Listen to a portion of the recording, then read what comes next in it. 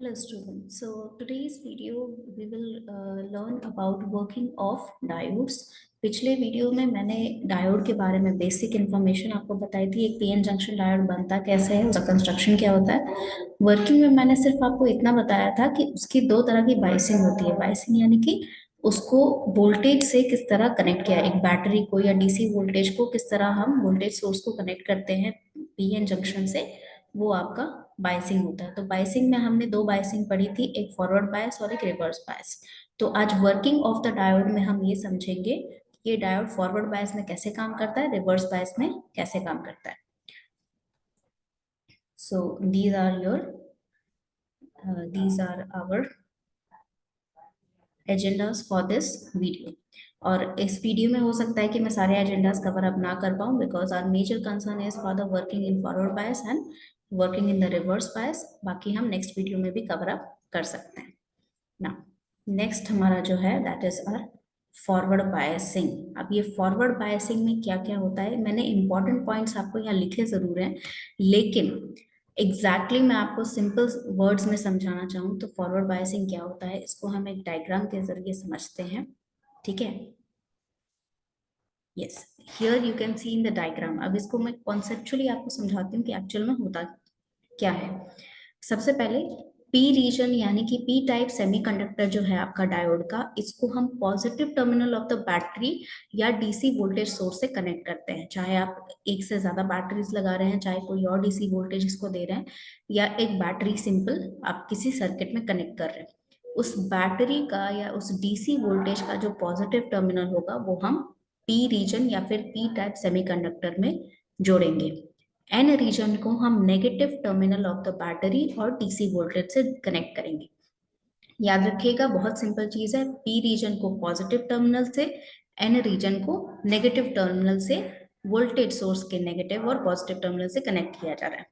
अब after this connection क्या हुआ, जब हमने कनेक्ट किया ना, तो आप यहाँ देखिए हमारा पी टाइप रीजन जो था, वहां मेजॉरिटी चार्ज कैरियर्स क्या, होल्स, जो कि पॉजिटिवली चार्ज होते हैं।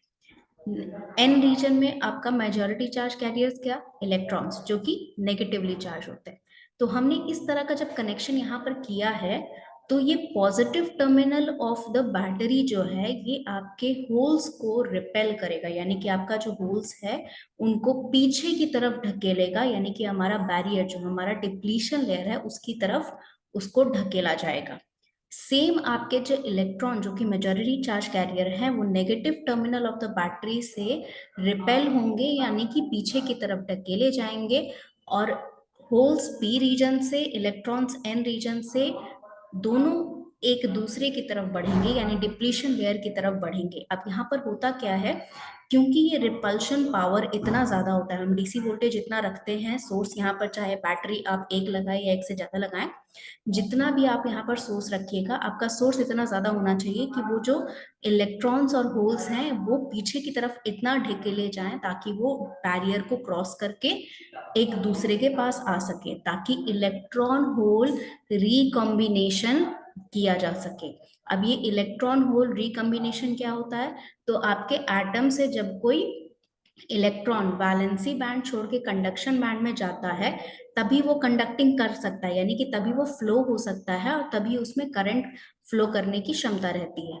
तो रिकम्बिनेशन का मतलब ये होता है कि एक इलेक्ट्रॉन जो कि कंडक्शन बैंड में ऑलरेडी था वो वापस से बैलेंस बैंड में चला गया, या फिर किसी और एटम के साथ वो उसके वैलेंस बैंड में जाकर या उसके कंडक्शन बैंड में जाकर उसने कोवैलेंट बॉन्ड बना लिया, यानी कि जो इलेक्ट्रॉन अभी तक फ्री था उसने रिकम्बाइन, वो एक दूसरे एटम के साथ रिकम्बाइन हो गया। पहले तो वो एटम से अलग हो गया था, एटम के बेसिक स्ट्रक्चर से दूर था, अब वो क्या हो गया, अब वो दूसरे एटम के साथ जाके जुड़ गया। तो ये जो रिकम्बिनेशन होता है ये बहुत ही मेजर प्रोसेस है। अब इस रिकम्बिनेशन से होता क्या है, रिकम्बिनेशन से एनर्जी रिलीज होती है, यानी कि इलेक्ट्रॉन के पास कुछ एनर्जी रहती है, वो उस फॉर्म की किसी भी फॉर्म की एनर्जी हो सकती है, लाइट एनर्जी होता है, जैसे ये सेम रिकॉम्बिनेशन का जो प्रोसेस है हम एलईडी में भी पढ़ेंगे, जहां पर वो लाइट इमिट करता है, क्योंकि वो जो वहां पर एनर्जी निकाल रहा है वो लाइट एनर्जी यानी कि इलेक्ट्रोमैग्नेटिक वेव के फॉर्म में निकलती है। यहाँ पर वो जो एनर्जी है वो बेसिक एनर्जी के फॉर्म में निकलता है, और इस एनर्जी को जो है कोई और एटम ऑब्जर्व करके आगे निकल जाता है, यानी ऑब्जर्व करके वो उसका जो फॉरबिडन गैप होता है, जो हमारे सेमीकंडक्टर में मैंने बताया था कि आपके फॉरबिडन गैप्स होते हैं, वैलेंस बैंड्स और कंडक्शन बैंड के बीच में फॉरबिडन गैप होता है, और उस गैप को पूरा करने के लिए इलेक्ट्रॉन को एनर्जी की जरूरत होती है ताकि वो कंडक्शन बैंड में जा सके, या अगर उससे ज्यादा एनर्जी मिल गया तो कंडक्शन बैंड से भी वो पूरे एटम के स्ट्रक्चर से बाहर जा सकता है। ठीक है, तो वो क्या कर रहा है, यहाँ पर जो एनर्जी रिलीज हो रहा है due two electron hole recombination, दूसरा एटम लेकर उसके जो इलेक्ट्रॉन है वो बाहर निकल जा रहे हैं, यानी कि वैलेंसी बैंड से कंडक्शन बैंड में चले जा रहे हैं, एंड उनको फिर फ्री फ्लो मिल जा रहा है। तो यहाँ ना सिर्फ रिकॉम्बिनेशन हो रहा है बल्कि नए इलेक्ट्रॉन, फ्री इलेक्ट्रॉन्स क्रिएट हो रहे हैं, और ये फ्री इलेक्ट्रॉन्स जो होते हैं ये क्रिएट होता है पी रीजन में। जब ये इलेक्ट्रॉन फ्लो करता है तब यहाँ से आपका पॉजिटिव टू नेगेटिव जो साइकिल है आपका करंट का, करंट आपका पॉजिटिव टर्मिनल से नेगेटिव टर्मिनल ही फ्लो करता है, और इस फ्लो कराने के हेल्प में आपका ये recombination of electron hole pair, also generation of free electrons process होता है। एक बार फिर से समझिए फॉरवर्ड बायसिंग में क्या होता है।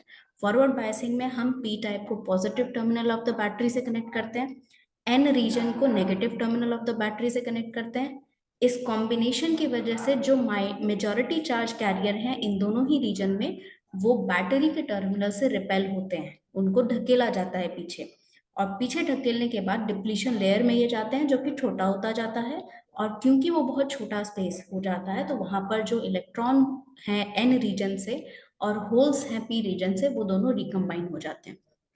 जब रिकम्बाइन होते हैं तो उनकी एनर्जी कोई दूसरा एटम ऑब्जर्व कर लेता है, जिसके इलेक्ट्रॉन वैलेंस से कंडक्शन बैंड में चले जाते हैं और वो फ्री फ्लो करने लगता है, और इससे आपका जो है करंट यहाँ पर फ्लो होता है। ठीक है, ये आपका सिंपल प्रोसेस है forward biasing of PN junction diode, कि फॉरवर्ड बायस में ये कैसे काम करता है। अब जो भी इंपॉर्टेंट पॉइंट्स यहाँ पर आपको पीछे में दिख रहे हैं, ये इंपॉर्टेंट पॉइंट्स आप नोट कर सकते हैं। जो कुछ मैंने बताया है वही सारी चीजें इसमें लिखी गई हैं। ठीक है, और किस तरह से वो बेसिकली काम करता है यही बताया गया। I hope that is clear to you. Now, before moving on, forward voltage of your diode is approximately 0.5 to 0.8 volt. यानी कि 0.5 वोल्ट से लेकर 0.8 वोल्ट तक उसको वो एनर्जी चाहिए होती है, जिसकी वजह से वो करंट को फ्री फ्लो करवाना, करंट फ्लो उसमें होना शुरू होता है एक ही डायरेक्शन में, पॉजिटिव टू नेगेटिव टर्मिनल के डायरेक्शन में आपका एक ही डायरेक्शन में करंट फ्लो होगा।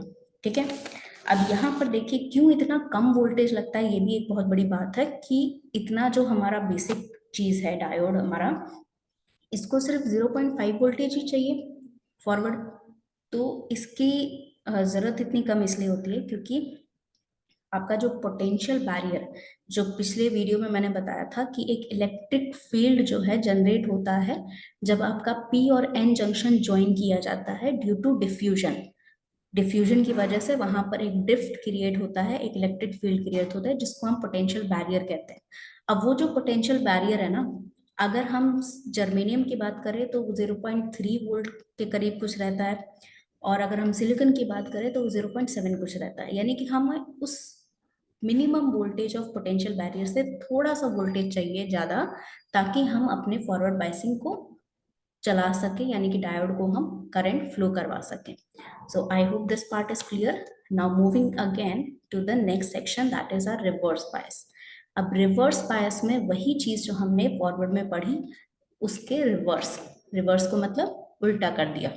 कैसे किया उल्टा, तो हमने एनोड को, यानी कि हमारा जो पी रीजन है, इस पी रीजन को हमने कनेक्ट कर दिया negative terminal of the battery से, और कैथोड को, यानी कि हमारा जो नेगेटिव टर्मिनल है, इसको कनेक्ट कर दिया पॉजिटिव टर्मिनल से। अब यहाँ देखो क्या हो रहा है, एनोड आपका है, यहाँ पर मेजॉरिटी चार्ज कैरियर्स होल है, ठीक है, यानी पॉजिटिव चार्जेस ज्यादा। कैथोड में मेजॉरिटी चार्ज कैरियर है इलेक्ट्रॉन्स, यानी कि नेगेटिवली चार्ज। अब यहाँ क्या हो रहा है, यहाँ ये दोनों जो चार्ज हैं आपके मेजॉरिटी चार्ज कैरियर्स जो है ना, ये बैटरी की तरफ खींचते आ रहे हैं, क्योंकि ये यहाँ पर नेगेटिव चार्ज, ये जो बैटरी आपका है ये नेगेटिव चार्ज, ये एनोड यहाँ पर पॉजिटिव चार्ज, अब ये एक दूसरे को ही अट्रैक्ट कर रहे हैं। ठीक है। सेम यहाँ पर कैथोड जो है, ये यहाँ पर इलेक्ट्रॉन नेगेटिव चार्ज, यहाँ पर positive charge of the battery, ये एक दूसरे को अट्रैक्ट कर रहे हैं। अट्रैक्ट कर रहे हैं तो इससे क्या होगा, इससे आपका जो डिप्लीशन लेयर है, जो आपका जंक्शन है, ठीक है, उसमें जो पोटेंशियल बैरियर है वो इंक्रीज करेगा। ठीक है, वो पोटेंशियल बैरियर इंक्रीज करेगा, क्योंकि पहले एक दूसरे की तरफ जा रहे थे, अब एक दूसरे के विपरीत जा रहे हैं। ठीक है, यहाँ से जो होल्स हैं वो बैटरी की तरफ खींचे जा रहे हैं, यहाँ से जो इलेक्ट्रॉन्स है वो बैटरी की तरफ खींचे जा रहे हैं। तो आपका मेजॉरिटी चार्ज, वो मेजर चार्ज, वो जो ज्यादा मात्रा में है, कॉन्सेंट्रेशन में है चार्ज, वो ऑपोजिट डायरेक्शन में जा रहा है। तो जब ऑपोजिट डायरेक्शन में जा रहा है तो यहाँ पर करंट कहीं फ्लो नहीं हो रहा, कहीं भी फ्लो नहीं होगा। क्यों नहीं होगा? क्योंकि यहाँ रिकॉम्बिनेशन नहीं हो रहा है, यहाँ पर इलेक्ट्रॉन होल पेयर का रिकॉम्बिनेशन नहीं हो रहा है। तो इलेक्ट्रॉन होल पेयर का जब रिकॉम्बिनेशन नहीं होगा तो हमें free flow free flow electron नहीं मिलेंगे। वो इलेक्ट्रॉन जो कि फ्रीली फ्लो कर सके वैसे इलेक्ट्रॉन नहीं मिलेंगे। और बिकॉज ऑफ दैट यहाँ पर आइडियली हमें जीरो करंट मिलना चाहिए। आइडियल यानी कि ऐसी सिचुएशन जहां पर कोई भी अनएक्सपेक्टेड चीजें नहीं हो रही हैं। तो आइडियल डायोड अगर हम देखें, यानी टेक्निकल थियोरेटिकल वे में अगर हम पढ़ें, तो यहाँ आइडियली जीरो करंट होना चाहिए। लेकिन कुछ करंट होता है और उसके बारे में हम बाद में पढ़ेंगे। लेकिन अभी हमारे लिए रिवर्स बायस एक ऐसा कंडीशन है जहां पर करंट आपका फ्लो नहीं करता है। अब यहाँ पर देखिए, coming back to the definition of diode. Diode का डेफिनेशन क्या था कि जो इलेक्ट्रॉनिक या इलेक्ट्रिकल डिवाइस ऐसा जो कि एक ही डायरेक्शन में यूनिलैटरल करंट आपको देता है, सिंगल डायरेक्शन करंट। तो ये सिंगल डायरेक्शन करंट ही हुआ ना, जब आपका पी टाइप आपके पॉजिटिव टर्मिनल से होगा कनेक्ट बैटरी के, एन टाइप नेगेटिव टर्मिनल से होगा, तभी आपको करंट मिलेगा। उल्टा डायरेक्शन में होगा तो नहीं मिलेगा। अब यहाँ पर देखो, हम डीसी वोल्टेज की बात कर रहे थे।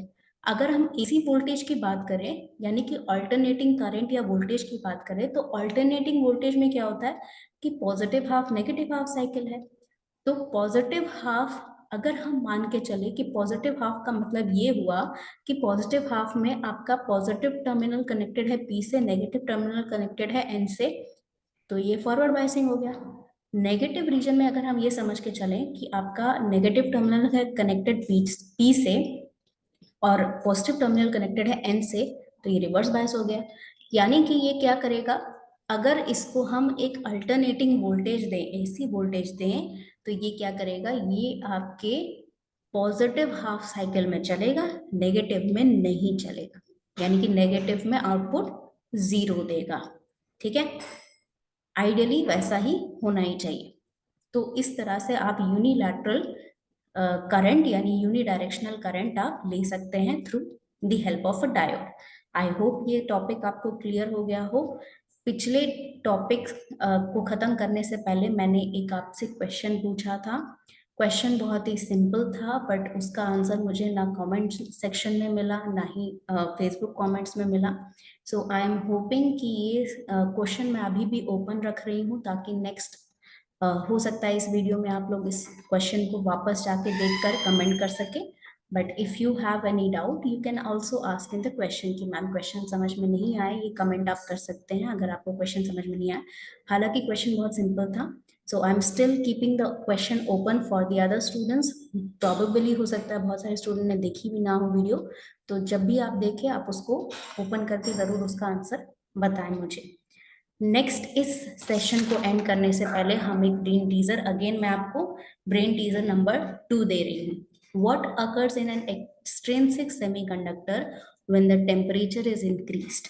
एक्सट्रिंसिक सेमीकंडक्टर मैंने अपने एक वीडियो में डाला हुआ है, आप उस वीडियो को जाकर देख सकते हैं अगर आपको इसका आंसर नहीं पता है।